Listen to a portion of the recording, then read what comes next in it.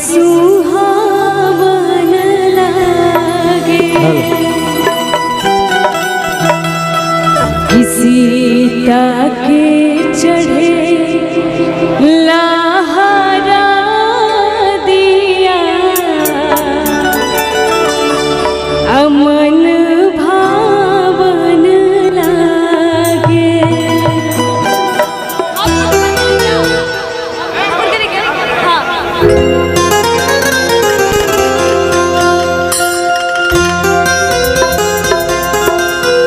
आप सब एक बार पूरा हाथ उठा के एक बार प्रेम से बोलिए सच्चे दरबार की जय श्री राम।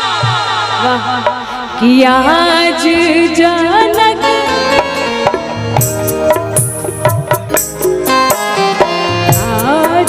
जनकपुर में माड़वा बड़ी सुहावन लागे।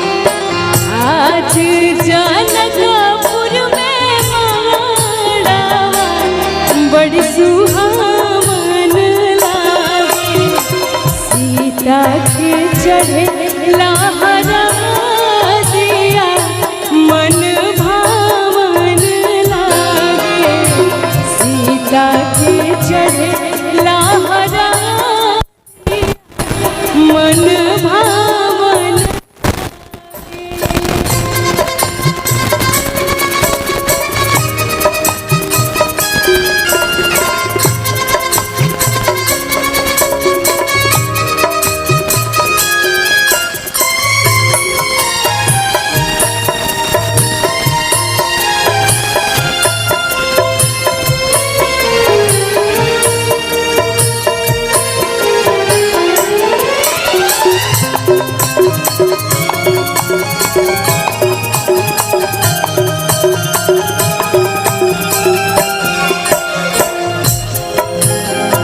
हरी हरी बसवा कटहिले जनक राजा।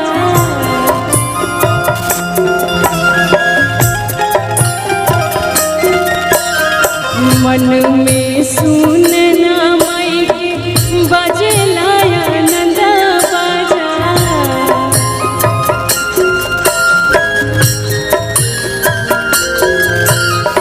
हरी हरी बसवा कटहिले जनक राजा।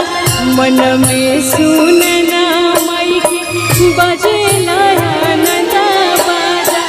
सुर भइल समोसे नगरिया मन भावन लागे। सुर भइल समोसे नगरिया मन भावन लागे। सीता के चढ़े लहरा दिया मन भावन लागे।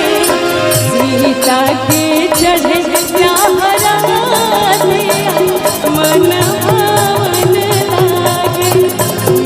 सीता के चढ़े लहरा दिया मन भावन लागे। हो अच्छा जी जी आ जाइए आप।